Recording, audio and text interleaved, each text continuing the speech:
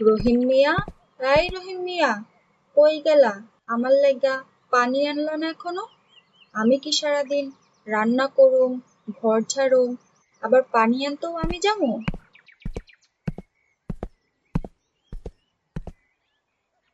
আমি কি পুতুল নাকি? আমি আগে উঠছি, আমার চা কই? ঘুম ভাঙে আগে আমার, আর সেবা পায় রাবেয়া। হায় রে জীবন, এক পাশে রাবেয়া আর ওই পাশে সাবিনা। কার কথা হুন আর কারটা যে আরাম। ঘুমাইতে পারি না, আরামে বুঝতে পারি না। এই সংসার কি আর সংসার, নাকি একখান জেলখান? শোন ছোট, এই ঘরের বড় বউ আমি, তাই চা পানি যা আছে সবই আগে আমার। বড় বউ হয়েছে দেখে কি ঠেকা লইছ? এখন গড়েও আমার লাইন ধরে সেবা লইতে হয়। এই যে শুরু হইয়া গেল দুইজনের ঝগড়া। কোথায় আমি ভাবছিলাম দুই বউ মিল্লা আমার সেবা করবে, তা না, এখন দুই বউ আমার সেবা পাওনের লাইগা ঝগড়া করতেছে। এই জীবনে ঘুমও নেই, শান্তিও নেই। দুইটা প্রজেক্ট নিয়ে বসে আছি। রাবেয়ার ফাইল সাবমিট করুন না সাবিনার রিপোর্ট আগে দিব, কিচ্ছু বুঝি না। আমি ভাবছিলাম দুই বউ মানে দুইটা ভালোবাসা, এখন বুঝতেছি দুইটা হেলাম দূর।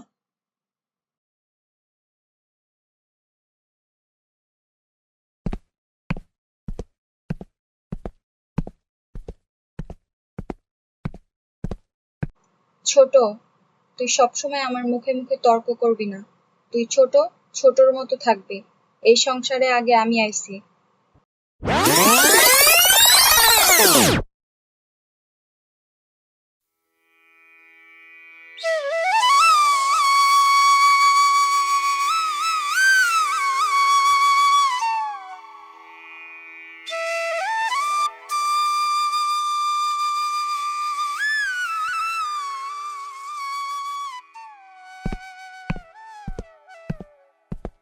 কি রে রহিম, কই যাচ্ছিস? এদিকে আয়, বস। আর এখন কথা কই?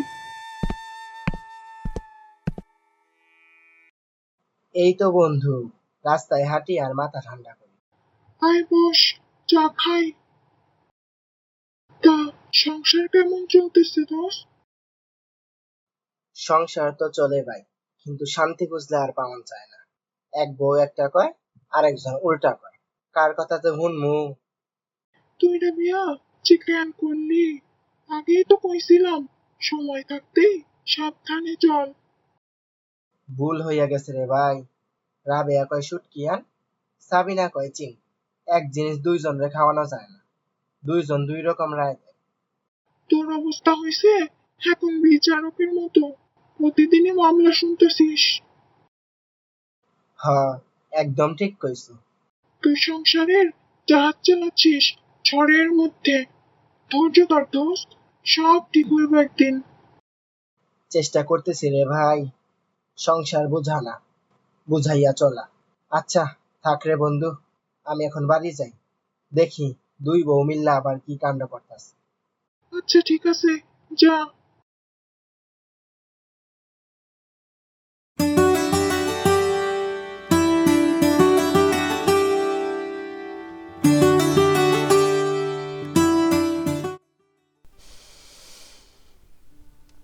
আহ, কি সুবাস বাইরাইতেছে রান্না দিয়া।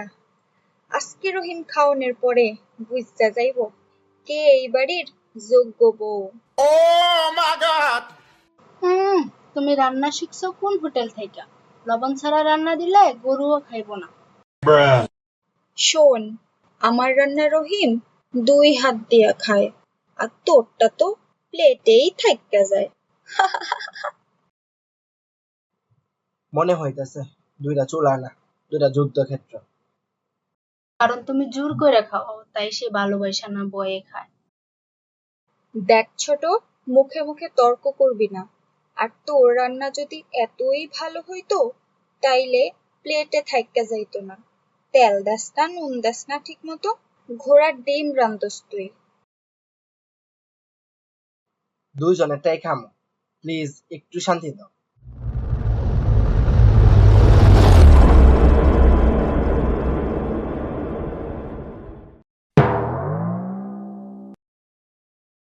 কই, দুই বউ মিল্লা কি রান্না করছো?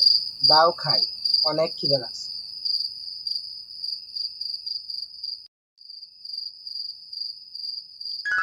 এই নাও, আমি আজকে তোমার লাইগা তোমার পছন্দের গরুর মাংস রান্না করছি, ঝাল ঝাল কইরা।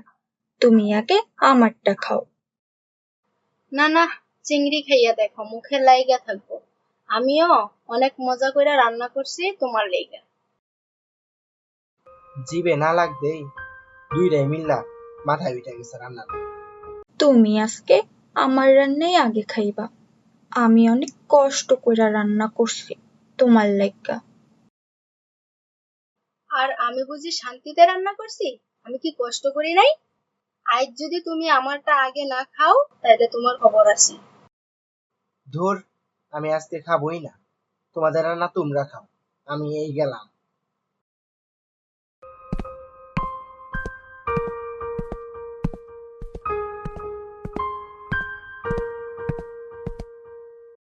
দেখলি ছোট, দেখলি আজকে তোর লইগাই হ্যাঁ খাইতে পারলো না। আমি কত শখ কইরা রান্না করছিলাম। ধুর। দেখো আপা, আমি ছোট দেখা সবসময় আমার দোষ দিবা না। হ্যাঁ, তোমার লাগা খাইতে পারে না, আমিও তো শখ করে রান্না করছিলাম।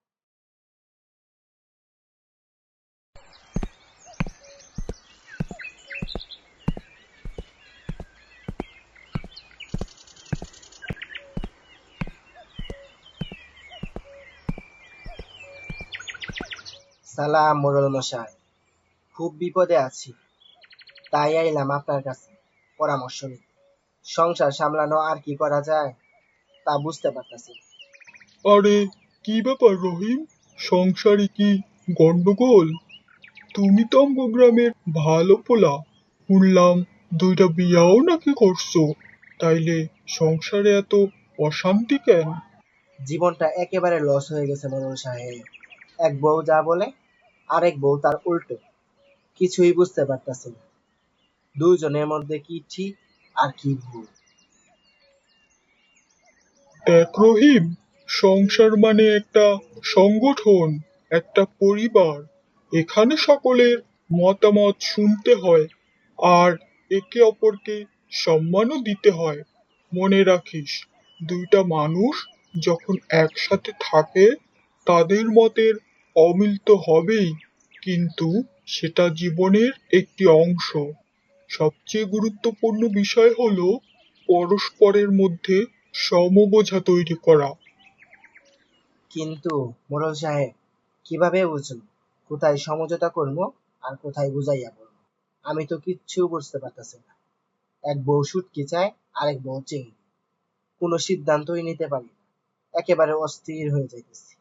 শোন রহিম, পৃথিবীতে কোনো সম্পর্ক সফল হতে হলে সেটা বুঝতে হবে যে সম্পর্ক কোনো ধরনের যুদ্ধ নয়, বরং একটা চমৎকার সমবোঝা। পরিবারের মধ্যে ঝগড়া বিবাদ নয়, বরং একসাথে থাকার উদ্দেশ্যে একে অপরকে সমর্থন দেওয়া। এভাবেই একে অপরের পাশে দাঁড়িয়ে জীবনকে সুন্দর করে তোলা সম্ভব। আর শোন, দুটো বিয়ে করেছিস ভালো কথা, কিন্তু দুইজনকে দুই রকম চোখে দেখলে হবে না, দুইজনকে সমান চোখে দেখতে হবে। তুই তোর বউদেরকে বোঝা যে তারা দুজনেই তোর জীবনে সমান ভূমিকা রাখে, আর এভাবেই তুই তাদের মধ্যে সমবোঝা তৈরি করতে পারিস। ঠিক বলেছেন, ধন্যবাদ মোড়ল সাহেব। আপনার উপদেশগুলো আমাকে অনেক সাহায্য করলো। সত্যি, সংসারে একে অপরকে সম্মান ও ভালোবাসা দেওয়া খুবই জরুরি।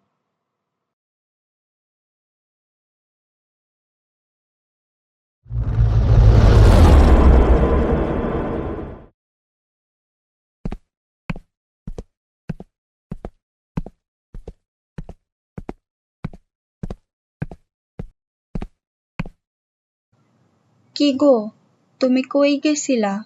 সকাল থেকে বাড়িতে নাই, আর তোমারে অমন চিন্তিত লাগতাছে কেন?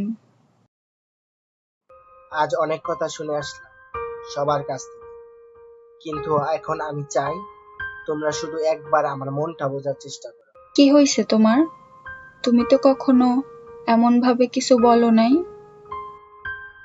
তোমরা জানো, মানুষ অনেক কিছু হারাইতে পারে, টাকা, সময়, সুযোগ, কিন্তু একটা ভালো পরিবার হারাইলে সেই কত জীবনেও ভরে না। পরিবার মানে শুধু এক ছাদের নিচে থাকা না, পরিবার মানে সম্মান, বোঝাপড়া আর একে অপরকে আগলে রাখা। তোমরা দুজনেই আমার আপন, আমার পরিবারের দুই শক্তি। যদি তোমরা একে অপরকে ভুল না ধরো, বরং একে অপরকে বুঝতে শেখো, তাহলে এই পরিবারটা হবে ভালোবাসার জায়গা। তাই আসো, কষ্ট বা ভুলের দেওয়াল না তুলে আমরা একটা সুন্দর পরিবার করি একসাথে। হ্যাঁ, তুমি ঠিকই বলছো। সংসার মানেই তো বোঝাপড়া। আর আমরা শুধু এতদিন নিজেদেরটাই দেখছি, কখনো তোমার কথা, তোমার মনের অবস্থা বোঝার চেষ্টা করি নাই। আসলে ছোটরা এই বাড়িতে বউ করে আনার পর থেকে আমি ওরে সহ্য করতে পারতাম না। তাই কোনো না কোনো কারণে ওর লগে আমার ঝগড়া লেগে যেত। আমরা একে অপরের সাথে প্রতিদিন ঝগড়া করতাম, কিন্তু তোমার অবস্থা কখনো বুঝি নাই। তুমি আমারে মাফ করে দাও। আজ থেকে আমি আর ওর লগে ঝগড়া করবো না, পরে আমার ছোট বোনের মতো দেখবো। হ্যাঁ, আমি ভাবতাম তুমি আমাকে বুঝো না আর ওর কথায় প্রভাবিত হও, কিন্তু হয়তো এটা আমরা ভুল করছি। সারাদিন শুধু ঝগড়াই করেছি, কখনো তোমাকে বোঝার চেষ্টা করি নাই। আমিও আমার ভুল বুঝতে পেরেছি। আজ থেকে আমরা চেষ্টা করব সবাই মিলেমিশে থাকার। এখন আমার সংসারটা পরিপূর্ণ মনে হয়ে গেছে।